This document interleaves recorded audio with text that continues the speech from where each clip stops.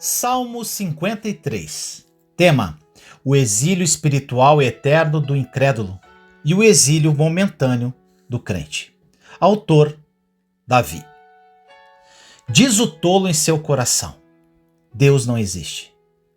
Corromperam-se e cometeram injustiças detestáveis.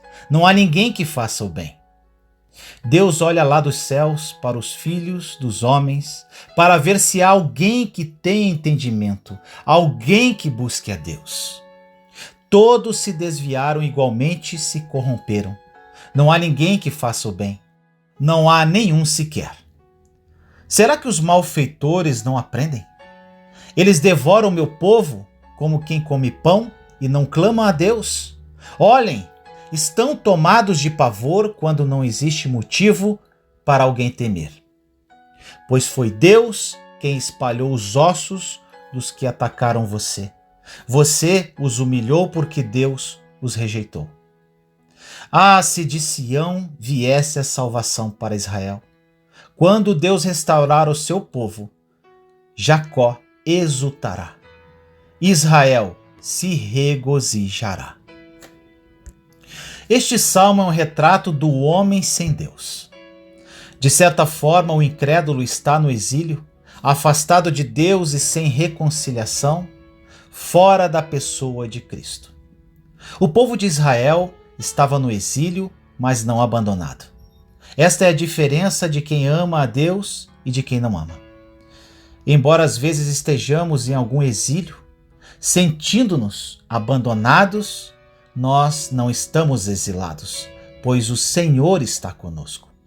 O incrédulo está num exílio espiritual eterno e o cristão está num exílio por pouco tempo. Há diferenças nesses exílios.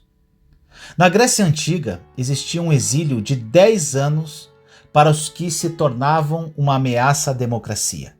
Isso em 488 a.C. Este exílio era chamado ostracismo. Eles votavam para mandar alguém para o exílio. Colocavam o voto numa concha, em grego chamado ostrakon. O exílio aumentava o poder do ditador exilado. Por isso abandonaram esta prática. Quando dizemos que o incrédulo está exilado espiritualmente, não é porque Deus o expulsou, mas porque ele se afastou de Deus. Ele se achou mais sábio do que Deus, mas na verdade se mostrou mais tolo do que nunca, ao duvidar da existência de Deus. É muito perigoso não crer em Deus, pois a vida fica totalmente sem sentido. Só um nécio faria esta negação. O incrédulo, ainda que não tenha o evangelho, ele tem dois testemunhos: a natureza e a consciência. Essas duas leis estão gravadas em seu coração. Quando ele despreza a luz que Deus lhe deu, ele se torna indesculpável e será julgado não por rejeitar a Cristo, que nunca ouviu falar, mas por suas iniquidades que o condenam. Pois há um padrão moral baixo em todas as culturas, mas todos pecam contra este padrão. Por isso não há quem faça o bem. Olha o que o verso 1 diz. Diz o tolo em seu coração: Deus não existe. Corromperam-se e cometeram injustiças detestáveis. Não há ninguém que faça o bem. Deus olha do céu para todos os seres humanos e julgará segundo as obras de cada um no dia do julgamento. O incrédulo se exila em seus pecados e não quer buscar a Deus. A igreja de Cristo deve buscá-lo nesse exílio. Depois que ele tiver entendimento da palavra, ele buscará a Deus, porque a fé vem pelo ouvir a palavra de Deus. Olha o que diz o verso 2. Deus olha lá de cima dos céus para os filhos dos homens, para ver se há alguém que tenha entendimento, alguém que busque a Deus. O pecado da humanidade vem desde Adão. Nós só provamos o pecado de nossos pais, Adão e Eva. Todos nos desviamos.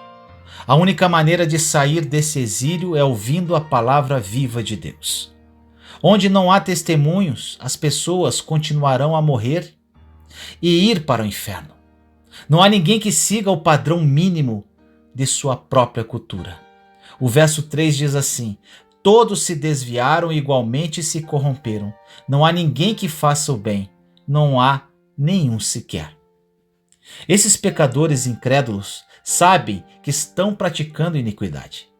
Sejam os pagãos nas selvas que nunca ouviram o evangelho, ou um religioso nas cidades, ouvem claramente o evangelho, mas rejeita. Os caldeus sabiam que estavam maltratando Israel. Eles não invocavam a Deus, mas invocavam os seus ídolos imundos. O exílio espiritual não é culpa de Deus. Deus não exilou as pessoas em seus pecados. Elas mesmas se exilaram para não obedecer a Deus e dar glória a Ele. O verso 4 diz assim: será que os malfeitores não aprendem? Eles devoram o meu povo como quem come pão e não clamam a Deus? Os caldeus sofreram a punição de rejeitar a Deus. Onde não havia temor, houve temor. Os incrédulos, em seu exílio de pecado, acham que estão seguros, mas perderão toda a falsa segurança quando Deus os julgar. É triste se exilar e rejeitar o Criador, negando a sua existência, pois um dia Deus os exilará no lago de fogo e os rejeitará. O verso 5 diz assim: olhem, estão tomados de pavor quando não existe motivo algum para temer. Pois foi Deus quem espalhou os ossos dos que atacaram você. Você os humilhou porque Deus os rejeitou. O cristão também sofre o exílio. Muitas vezes os incrédulos exilam o cristão, afastando-o da sua presença. Outras vezes as circunstâncias nos deixam exilados, parecendo que Deus nos abandonou. Mas isso não é verdade. Deus não exila os seus filhos.